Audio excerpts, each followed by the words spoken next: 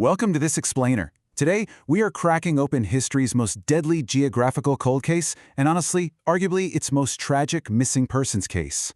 For centuries, the deep, totally uncharted Amazon rainforest has guarded a secret that literally drove men to madness, starvation, and complete ruin. So let's put on our detective hats and dive right in to reopen the cold case of El Dorado. Now get ready for a pretty massive twist right out of the gate. When you hear El Dorado, what immediately pops into your head? You probably picture a sprawling, mythical ancient empire completely hidden in the jungle, just overflowing with unimaginable wealth, right? That specific legend lured countless explorers to their absolute doom. But what if everything we thought we knew about this tantalizing myth was totally wrong? What if the prize they were all dying for out there wasn't even made of precious metals? Part 1. The Real Gilded Man, Investigating the Muisca Evidence. To really understand how this deadly obsession kicked off, we have to look at the earliest evidence in our case file. We're traveling back in time to the high Andes of ancient Colombia, between 600 and 1600 CE. This was the home of the Muisca people. And here's the thing. The literal translation of El Dorado originally had absolutely nothing to do with a lost city. It actually translates to the Gilded Man, or the Golden One. The evidence points to a single person, a Muisca king, undergoing an unbelievable coronation ritual on the remote, volcanic waters of Lake Guatavita. The myth and the reality. They literally couldn't be farther apart. The documented archaeological truth is honestly fascinating. Picture this. A new Muisca king is secluded, then stripped naked and coated from head to toe in a sticky layer of resin and fine gold dust. He basically becomes a sparkling man of gold. Then, standing on a reed raft and surrounded by these thick, rolling clouds of burning Muisca incense, he floats to the center of the lake and tosses gold and emeralds into the water as an offering to the gods. But, well, once the Spanish conquistadors heard whispers of this ritual, the story mutated like a game of telephone. It was no longer a single man on a raft. It became an entire, sprawling city paved with solid gold. Part 2. Deadly Jungle Obsessions, Suspects, and Missing Persons. That single, glittering rumor of a city of gold sparked an absolute frenzy. It triggered a massive hunt across South America that swallowed men whole. Look, the sheer terror of the Amazon just cannot be overstated. We are talking about a hostile, uncharted green hell, packed with predators, disease, and the constant threat of starvation. Yet, driven by the Spanish government's insatiable thirst to melt down gold and ship it back to Europe, thousands of people marched right into the canopy.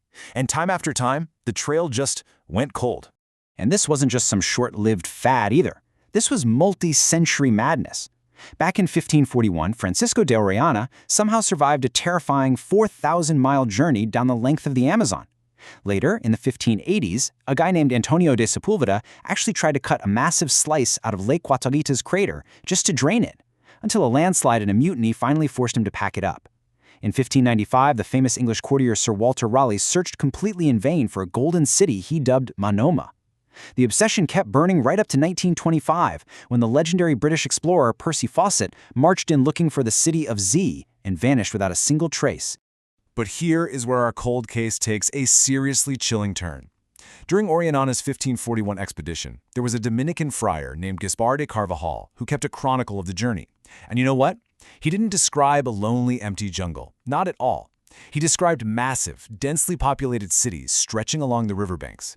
He famously wrote that if a pin were to drop from the sky, it would land on someone's head. Now, at the time, the Spanish government basically laughed this off. They dismissed his reports as mere colonial hype and just assumed he was lying. Part 3. Lasers reveal Amazonian secrets. A breakthrough from above. So, for centuries, Carvajal's accounts of massive jungle cities were treated as totally fabricated tall tales. Modern scholars insisted the Amazon was just way too harsh and its soil too poor to ever support massive urban populations. But then, a brand new forensic tool blew this cold case wide open. Enter LiDAR. By mounting this advanced tech on aircraft or drones, scientists can beam down over 1 million laser pulses a second. By measuring exactly how that light bounces back, they can digitally strip away the dense jungle canopy to expose the hidden soil underneath in stunning 3D detail. And the forensic data we are getting back? Absolutely staggering. It turns out Friar Carvajal wasn't lying at all. The lasers revealed an unbelievably intricate network of massive settlements dating all the way back to 200 AD. We're talking about an estimated 10,000 to 24,000 hidden earthworks scattered across the Amazon basin. In Ecuador's Upano Valley alone, they uncovered 6,000 earthen platforms laid out in perfect geometric grids. These definitely weren't primitive, temporary camps. These places featured 11-meter-wide defensive trenches and massive, pyramid-like cones soaring 21 meters into the air. Part 4. The jungle's true treasure. Earth, not gold. So, the Amazon undeniably hosted a sprawling, advanced civilization. But here comes the most spectacular plot twist of our entire investigation.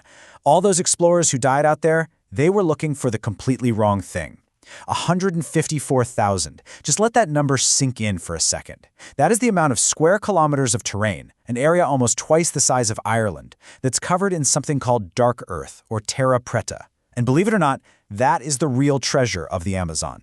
This discovery completely redefines our modern understanding of wealth. You see, the Amazon's natural soil is actually this nutrient-poor clay. So, ancient populations systematically composted their food and organic waste to engineer this rich, dark earth, effectively creating a sort of black gold. This incredible soil supported tens of thousands of people living in low-density, beautifully sustainable garden cities. They built expansive road networks, they meticulously groomed the wild forest into highly productive fruit orchards, they even engineered massive fire breaks to survive the absolute worst droughts in 5,000 years.